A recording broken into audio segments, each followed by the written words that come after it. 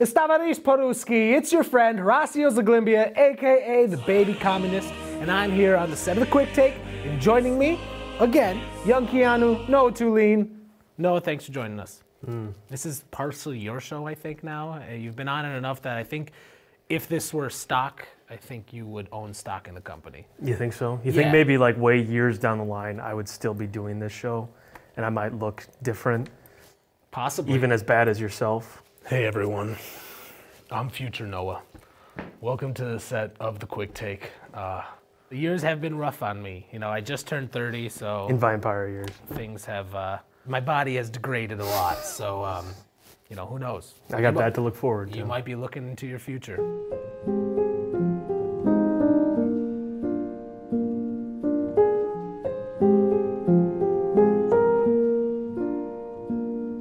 Tonight we are reviewing the reboot of the Transformers franchise, Bumblebee. And boy, does that not sound like a fun time? It's gonna be a tough review. I might not review it, I might talk about other things. Okay, what do you want to talk about? I don't know, but let's take a quick break and talk about it right after the theme song!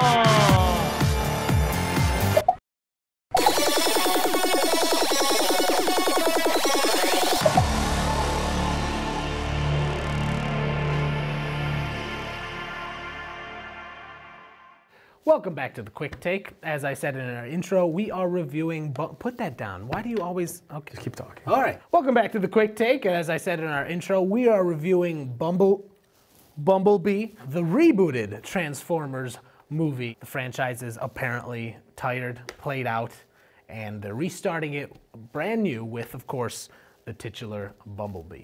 This is basically Transformers 1 with a female Shia LaBeouf. Set in the 1980s, and everything else is exactly the same. The plot, the characters, their motivation, the transforming. But, of course, customarily, here's the plot synopsis from imdb.com. On the run, in the year 1987, Bumblebee finds refuge in a junkyard in a small Californian beach town. Charlie, on the cusp of turning 18 and trying to find her place in the world, discovers Bumblebee battle-scarred and broken. Blah, blah, blah. So Noah, I mean, I think I know what you'll say, but I don't know. Just what do you think of this? What do you think of this dumb movie? I thought it was all right. Really? It's very much like the first one, but if they, like, I think someone along the line saw Iron Giant and realized that hadn't been remade. So they took like half the story elements from that and put it in this movie instead of like the Allspark nonsense. And it's way better. Do you think this is better than the first one? Or do you think it's on improved? par with the first one. They both have the same level of charm, just in different ways. I thought this one was really, really cheesy. There was so much imagery of the 1980s. They clubbed you over the head. Like, were you confused that we were in the 80s? Because I don't know, 3 minutes into the movie, there were 75 different references to it being 1987. It didn't have a synthwave score, though. Oh. So that was the biggest difference. If we just want to go purely technical-wise... Let's do that, and let's make this quick because I can't stand talking about Transformers for another goddamn movie review. Horatiu and I just saw the newest video game by Michael Bay, Transformers: The Last Night. Transformers movies have gotten worse every single movie. I'm gonna go on record and say that this is one of the worst movies. Absolutely. I think it's way better than the Michael Bay one, because the Michael Bay one seemed to just be, it's usually like used as like a tentpole for like bad films because it basically just gets, the whole series in general gets everything wrong, from like exposition to character writing to arcs, action. Everything it tries to do, it does wrong. You're taking a long time. This one at least seems to be structured like an actual movie. While that shouldn't be praiseworthy, it does set it above, like a bar higher. This is like the DC problem we have.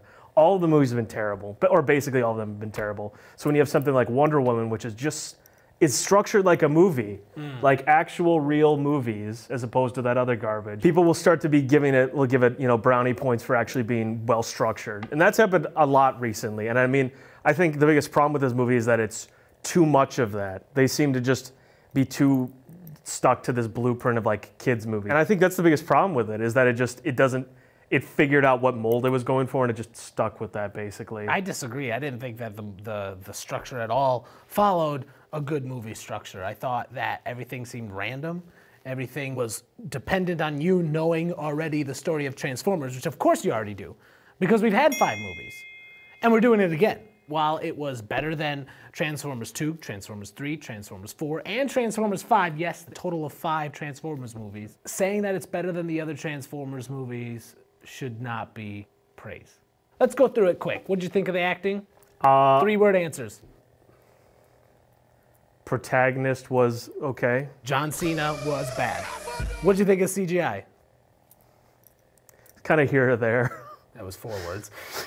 Plot. I don't really remember it. Of course you don't remember it. And that's the problem. That's the problem with all these dumb reboots. They literally recycle the plot and you forget about it. It's lost in all the movies, and they've done it time and time again. I think that's what this quick take should be about. Should be about what the hell is happening in Hollywood with these dumb reboots every 3 years of brand new franchises. So what are you gonna give this movie out of 5 whatevers?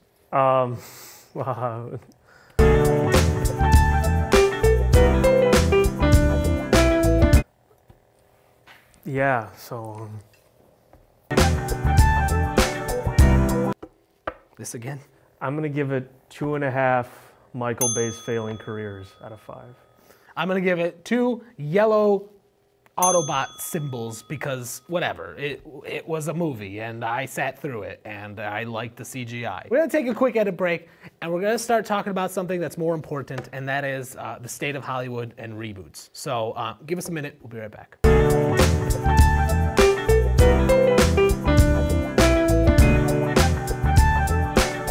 Welcome back to the Quick Take. So, Noah, what are your thoughts on reboots and why do they make you angry? Because I know they make you angry. You know, I think reboots and remakes I think they make sense. It's one of those things where it's been done wrong way too many times for people to give credit to the times in which it would work. So like for this one movie that we're no longer talking about, I think it kind of makes sense because they were all bad and fundamentally they did not work as what they were shooting for. I think that's the kind of thing you want to remake. It's something that didn't work, but that's not the stuff that gets the money or funding to do that because it wasn't popular in the first place. And studios can't tell which is what, so they just think, okay, it's just a terrible idea, let's never look at it again. Another aspect of that would be something that changes with the times. So like something with the benefit of like our technology today or like the climates of today can change the way we look at something. You have Planet of the Apes on there, that changes very much throughout the different ages. And it's because it's very ingrained in like how humanity treats one another, and I think that's a message that can stick, you know. There are different ways to do that, and that's my complaint. You can find different stories to get those messages across. Although I like it, we don't need to remake Planet of the Apes 2 different times. We can find different ways and different stories to do it. Spider-Man is probably the worst example of it. There was like no time in between them rebooting them, and the last one was just to bring it into a big franchise, which is a whole nother problem. It just seemed pointless because it's like the public consciousness still was aware of the last version of it. To the new one, it's just like, why are we doing this over again? Sure. And the bigger problem is remaking things that are classics or things that you can't really do a better version of. Sure. Like even remakes that aren't just terrible films unto themselves, even when they're good, it's not as good as the original, so why even bother? Obviously, Hollywood is cashing in for that money. They know that Teenage Mutant Ninja Turtles is gonna have parents bringing their kids because, oh, I remember when I saw Teenage Mutant Ninja Turtles in theaters. They're just banking on our feelings. They're banking on us throwing the money at them simply because of nostalgia. That is emotional terrorism, and I do not like emotional terrorists. I think this is a topic too big for the both of us, just 2 of us to discuss. Terrorism? That too. So I think we need to bring on a couple of more special guests. So we're gonna take a quick edit break and swap some mics. So we'll be right back.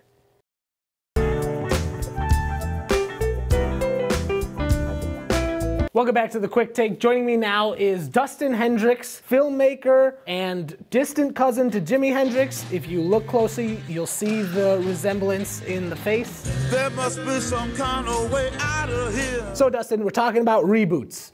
Yes. And something tells me that you're now going to defend it, and I'm not going to be happy with you. Not so much defend it, but in some cases, when enough time passes, it gets kind of past the point where it wouldn't really make sense to do a sequel. Sure. So in some cases, it makes sense to do a sequel, like a light reboot. Like for example, the Evil Dead. And they were able to kind of go back to the original like Evil Dead, like it was trying to be like just shocking horror that's like brutal. Sure. They kind of went into slapstick territory in the sequels. Groovy. This is my boomstick. You know, Fede Alvarez, like I personally think he did an amazing job with that film. Sure. And then you have Blade Runner 2049, where you're able to do a sequel that's also kind of a reboot too. I don't think those are considered reboots. If they're in the franchise, if they continue the storyline, if they continue the characters, that to me is, I don't consider that a soft reboot, anything of that nature. That's just a sequel. And sequels are fine until you get to the 9th film in the franchise where it's just beating a dead horse, or the 5th, Transformers Last Night, I'm looking at you. Well, I think a sequel can effectively reboot a franchise. It doesn't have to be considered a reboot per se, but it can be a sequel, and you can introduce like older elements that are familiar to the people that are familiar with the original property. But it doesn't have to be necessarily a reboot where you're hitting every single beat, where it's just a retread of the original. I don't like that you're defending Hollywood in this. It makes me Not really defending angry. Hollywood, but there are some talented filmmakers that do respect the original property, and they want to continue it in a way that pays tribute and respects the originals. What I didn't like when they rebooted Spider-Man with The Amazing Spider-Man, it just did not feel like enough time had passed since Spider-Man 3. Right. So it just felt like this is too soon. Then we had Cabin Fever remake. Or reboot, whatever you call it. Sure. And it just felt like way too soon. Like, how much time needs to pass before you're allowed to completely reboot the franchise or a movie, completely recast the same characters? How much time needs to pass for you? maybe 10 years. 10 years doesn't really seem like enough. Nope. And it needs to make sense. Well, difference in like decades, you know, technology changes, things change in different cultures. So in some cases, it can make sense to take it into a new direction. But you know, Hollywood, it is a system. You know, it's a business, so they're going to look for bankable films that they're pretty much guaranteed to get money back. Which is a terrible system, and that's why any kind of remake, in my opinion, any kind of reboot, doesn't really work for me. Yeah, and fair enough. I don't respect your opinion. Reboots are never okay. Get out of here!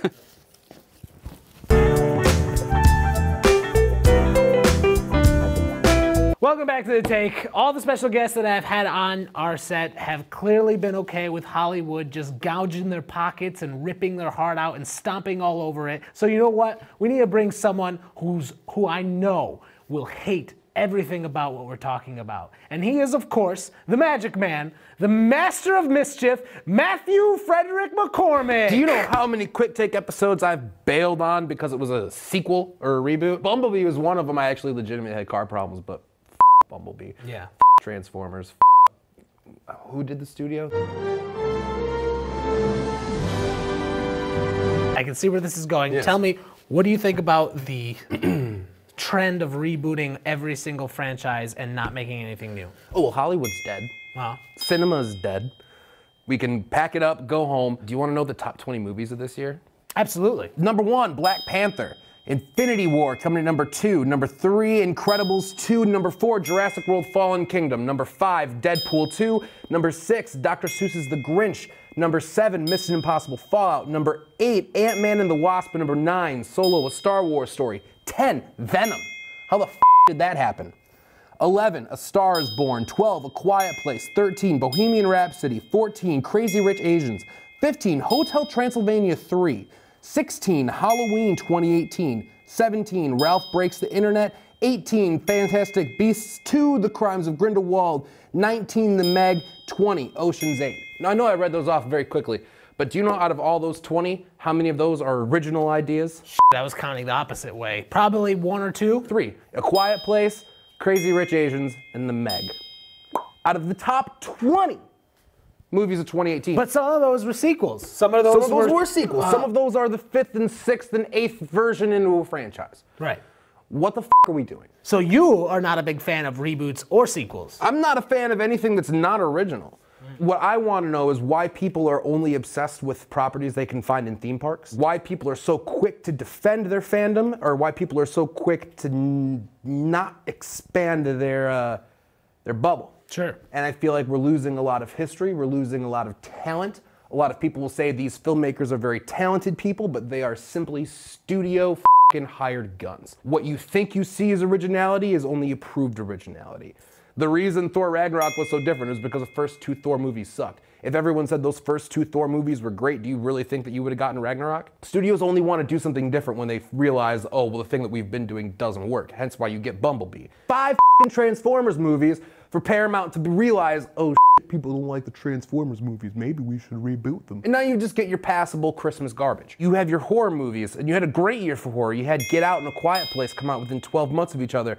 But all people seem to give a about this year was Halloween. But again, another sequel. Another sequel, another franchise, another entry into the marketing machine. Wow, so we've changed the topic not just about reboots or remakes, and now you just hate franchises in general. It's all the same thing. The reason you get reboots and remakes is because of franchises. Infinity War, as much praise as it got, was only half a movie. And that's what you're getting with all these things. You're not getting a fully fledged movie. I didn't see the last Jurassic Park. Did it have a finite ending? No. Did there have like a concrete ending to Jurassic Park? It's sequel bait. The trailer's the ending. See, there you go. When Steven Spielberg made Jurassic Park in 1992, outside of the booked sequel, do you really think that the plans to make $1 billion more were there? Same thing with Star Wars. I mean, George Lucas lucked the f*** out because he realized what Star Wars was, and Disney doesn't realize what it is. Let's take the prequels, for example. They're meant to be an homage to the early Flash Gordon movies, what the whole franchise was based off of, and when you look at them in that light, totally fine. They're paced like a movie from the 50s. Sure. But everyone f***ing hated them. And then as soon as Disney was like, hey guys, new Star Wars, everyone was freaking their shit out. Here's what happened in that process. That entire extended universe that we all been like basing all of our imagination, all that fun for the past 20 years, gone. Out the window. It doesn't count anymore. Now if it doesn't fit into our theme park plan, which we're building 3 of, not gonna fly. Oh, all these new stories these are all canon, but you're gonna hate them. They follow a perfectly normal franchise formula. Chump them out, chump them out, chump them out, bring in the money, bring in the money, bring in the money. They're not selling toys anymore. Right. It's a whole different market. And that's what makes it bad. What makes it bad is that the media itself is the property now. Whereas before, you would have things based off of the property. You would have toys and t-shirts and all this other stuff, but now, this is the product, so you have to churn out more of the product. Whereas before, you could take 5 to 6 years to make a movie because the movie was something different. The movie was the Bible, the source code, but now, in the age of Netflix and easy binging and cheap entertainment, it's just another cheap piece of thing for you to swallow. They don't give a shit about what's coming up next year because this is more of the same repeatable garbage. We could go through next year's catalog and you could see what's coming down the line. When it gets to the point where the Coen brothers have to make something on Netflix for it to get seen, and all of the big Academy Award winning contender movies are going on to Netflix and not into the cinemas because the cinemas are overrun with franchise IP garbage, cinema is dead. And it is because of movies like Bumblebee, like Spider-Man, like the MCU, for all the great that it's done over the past 10 years. It has changed the landscape of cinema to where it is something unrecognizable and cheap. I feel like you've been hurt in your life, Matt. I feel like the past 20 years have really grabbed you by the balls and really ripped you asunder. We grew up in the late 80s, early 90s where we had like this boom of creative cinema. Even if it wasn't great, it was creative. Like Ferris Bueller and Weird Science and Back to the Future, and going into the early 90s, like shit like Mars Attacks and Beetlejuice and all those things that, you know, now we look back as like classics, and what are we offering now? And now we're coming into a problem where movies like Venom, which tanked here but did $600 million in China, are now dictating what American studios make.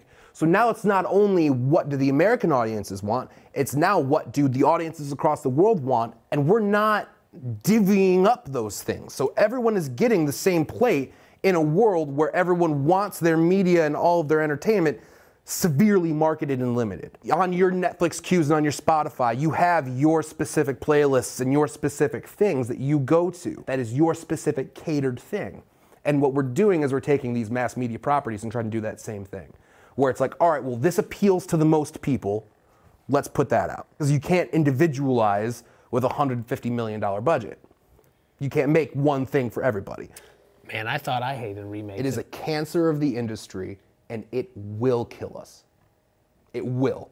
Because there's going to get to a point where if your media, your IP doesn't have a 10-picture franchise with it, it's not getting made. You're not getting past the pitch room. You're not getting a proof of concept. It's sad that when a company that's over $200 billion in debt and is technically bankrupt, leading the industry. Well, and Matt, that's what I'm going to say about that. all right. And even they're doing reboots and fucking shit. Haunting a Hill House, already done. Sabrina, done. It's all fucking the same shit. So what my problem is there originality? And is there originality that can get seen like it would have 20, 30 years ago? Or has the internet created a monster that we cannot stop? Because at the same point, we have all these great creative things, but at the same time, it's all getting washed up in the same rigmarole to where only the familiar is what is seen.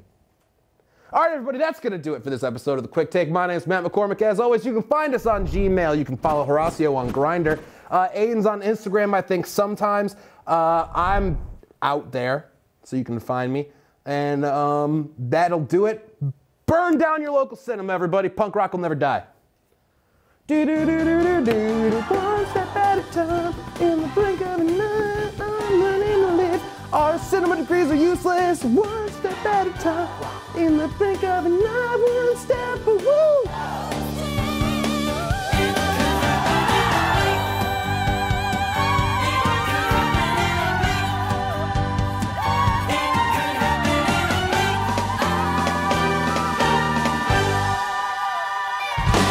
Future can't happen.